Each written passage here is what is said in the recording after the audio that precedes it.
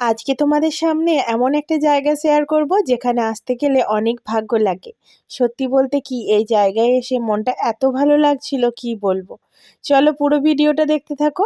আজকে এসেছিলাম আমরা বুদবুদ বাবার আশ্রমে। আমাদের যেখানে বাড়ি তার পাশেই কিন্তু এই আশ্রমটা নরজা গ্রামে। বুদবুদ বাবার জন্মদিনে এখানে মহোৎসবের আয়োজন করা হয়, তার সঙ্গে মেলা বসে আর নানান রকম অনুষ্ঠান হয়। তাই হাজবেন্ড সেদিন বাড়িতে থাকায় আর কোনো কিছু চিন্তা ভাবনা না করি আজকে আমরা সবাই মিলে চলে এসেছিলাম বুদবুদ বাবার আশ্রমে। হাজার হাজার মানুষ এখানে আসে একটু বুদবুদ বাবার আশীর্বাদ পাওয়ার জন্য।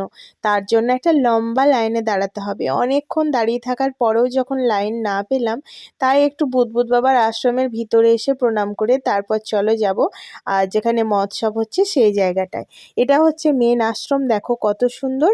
আর সবাই বসে আছে। মাম্মাম সোনাকে এখানে একটু প্রণাম করিয়ে নিলাম। তো চলো এবার যাওয়া যাক যেখানে মৎস্য হচ্ছে সেখানে।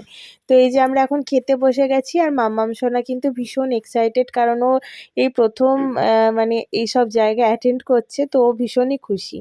এই যে মহাপ্রসাদ এখন চলে এসেছে।